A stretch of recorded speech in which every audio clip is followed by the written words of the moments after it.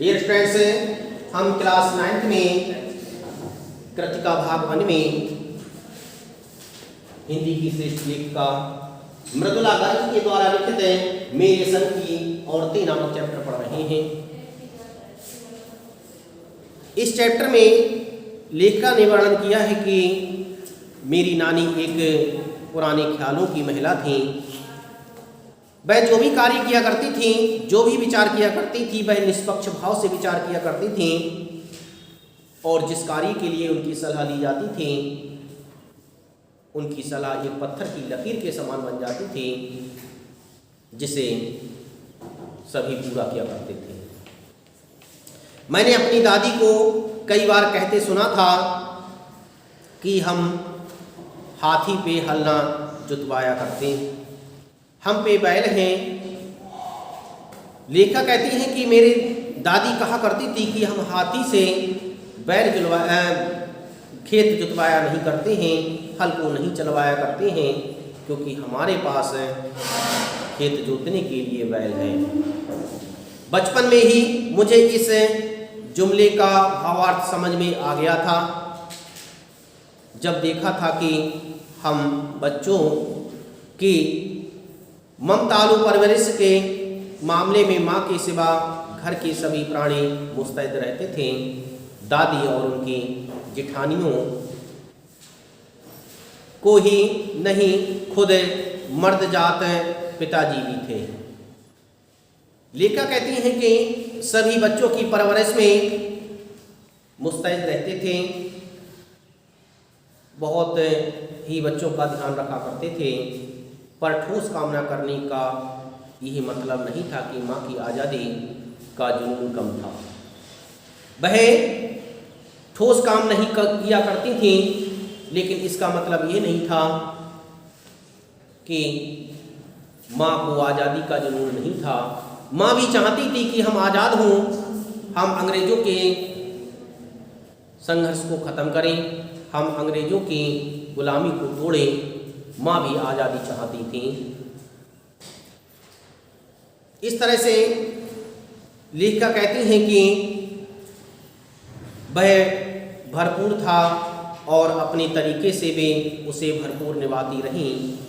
जाहिर है कि जब जुनून आज़ादी का हो तो उसे निभाना भी आज़ादी से चाहिए, जिस तिस से पूछकर उसके तरीके से नहीं, खुद अपने तरीके से।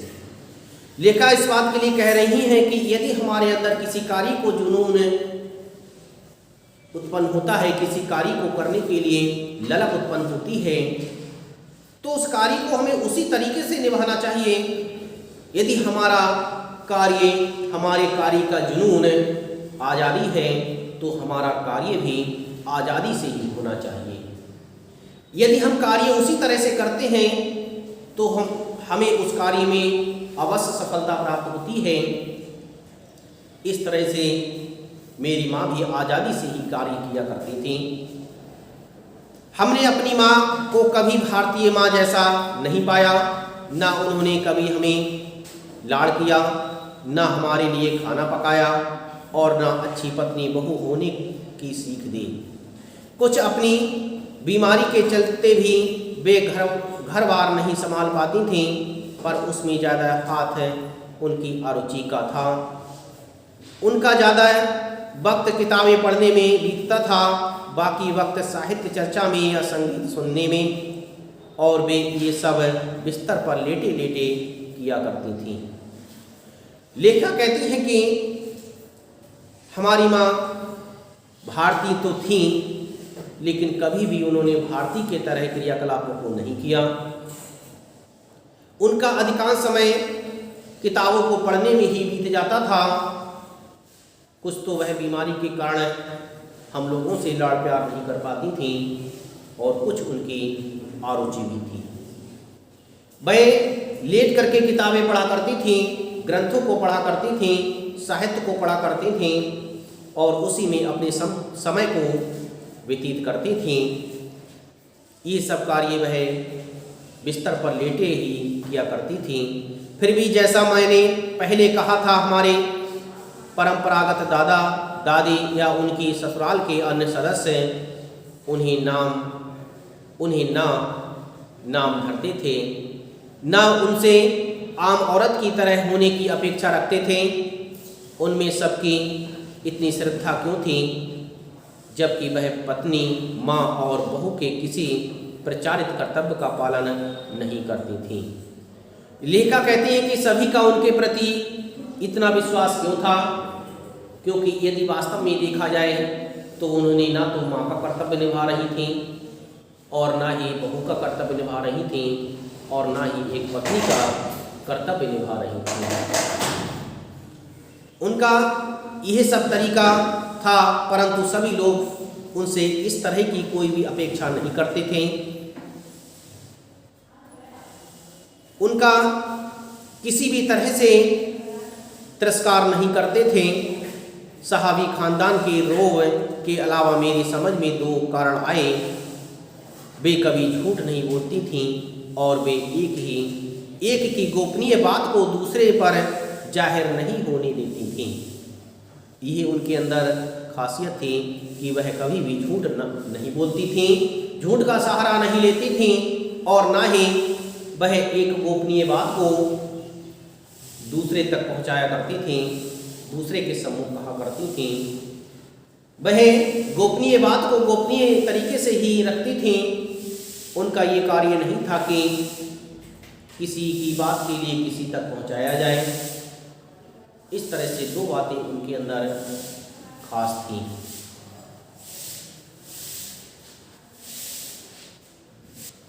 इस तरह से लेखिका कहती है कि पहले के कारण उन्हें घरवालों का आदर मिला हुआ था। पहले के कारण अर्थात वो हमेशा सत्य बोला करती थीं। उस सत्य बोलने के कारण उन्हें घरवालों का प्रेम मिलता था, घरवालों का आदर प्राप्त होता था। दूसरे के कारण बाहर वालों की दोस्ती हुआ करती थी। दूसरे के कारण वह बाहर वालों की प्रिय थी, क्योंकि कभी भी वह एक दूसरे की बात को एक दूसरे से नहीं किया करती थी। इस तरह से बाहर वाले भी उन्हें पसंद करते थे। इस तरह से दोनों कार्यों के द्वारा उन्हें घर और बाहर सम्मान प्राप्त होता था। दोस्त वे हमारी भी थी। माँ की भूमिका हमारे पिता बाखूबी निभाते थे। वह हमारे साथ दोस्त की तरह रहा करती थी, लेकिन माँ की भूमिका को वह नहीं निभाया करती थी। माँ का लाड़ प्यार नहीं दिया करती थी। माँ का लाड़ प्यार हमें बाबूजी से प्राप्त होता था।